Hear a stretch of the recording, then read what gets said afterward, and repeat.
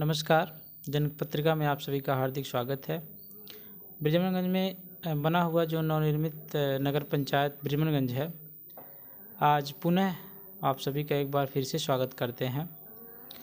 आज हमारे बीच नगर पंचायत ये बना कैसे, एक युवा चेहरा जो लगातार 13 वर्षों से संघर्ष किए और 2011 में इन्होंने जो है टाउन एरिया बनने के लिए शासन सत्ता को चिट्ठी भी लिखा और टाउन एरिया बनने के लिए इन्होंने जगह जगह नुक्कड़ सभा भी किए। ऐसे ही युवा संघर्षशील प्रत्याशी शशिकांत जायसवाल जी आज हमारे साथ हैं। तो बहुत सबसे पहले इनका मैं जनपत्रिका में स्वागत करता हूं। सर, थोड़ी सी आपसे प्रत्याशियों के मुद्दे जनता तक के कार्यक्रम में आपसे कुछ सवाल है कि जैसे कि आप राजनीति में सबसे पहले शुरुआत किस तरह से आपने किया, इसको बताने का कष्ट करें। सबसे पहले आपका बहुत बहुत धन्यवाद कि आपने मुझे उस योग्य समझा और हमारे तक आप आए।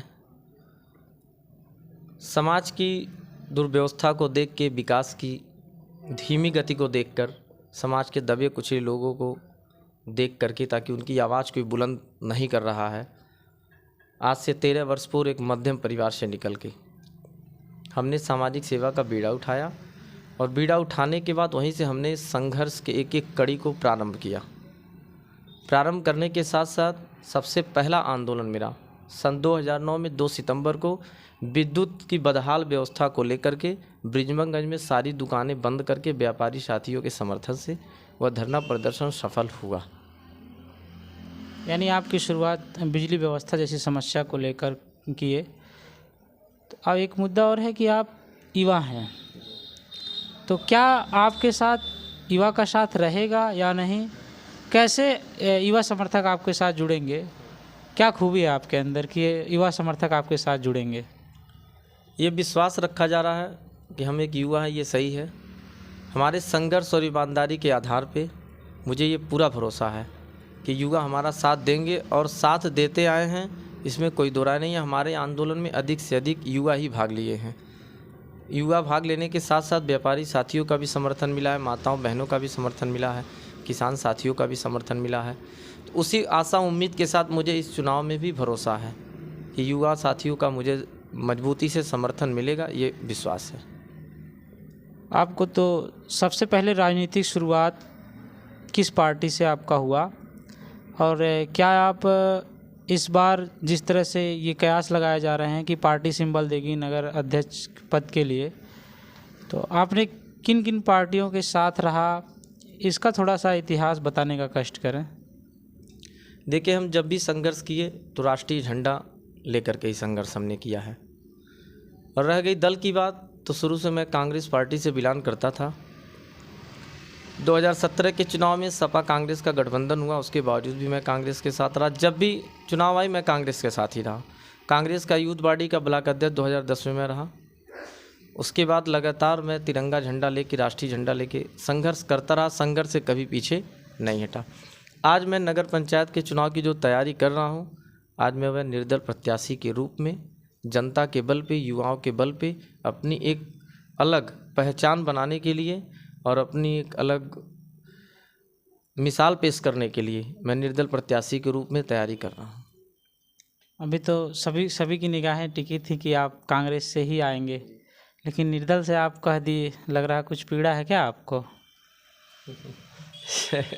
से देखिए, प्रत्येक दल से 3 से 4 दावेदार हो गए हैं। अच्छा, हमारे वहाँ भी 2 लोग खुल के हैं, 2 लोग अंदर से भी हैं। सुनने में ऐसा आता है।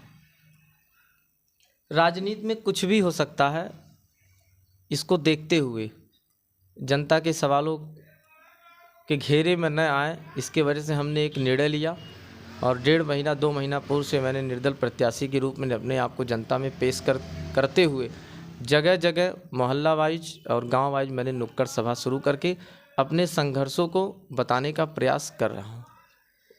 आप युवा हैं, युवा ही देश की तस्वीर बदलता है, ये भी बात सत्य है।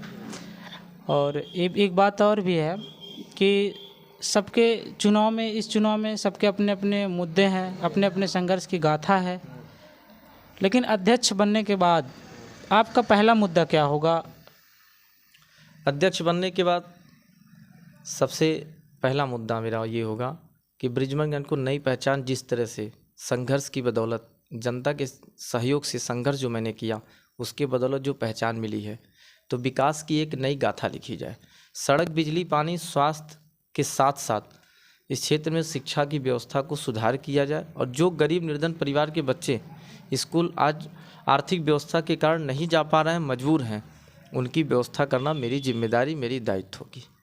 यानी स्वास्थ्य, शिक्षा, बिजली आदि समस्याओं को लेकर के आपका ही मुद्दा है। तो क्या ये जो है एक नगर पंचायत अध्यक्ष के रूप में ये सब कर पाना संभव है? बिल्कुल संभव है, सोच अच्छी होनी चाहिए। धन्यवाद सर, आपको जनपत्रिका में आपने समय दिया, बहुत बहुत धन्यवाद सर आपको। आपको भी बहुत बहुत धन्यवाद।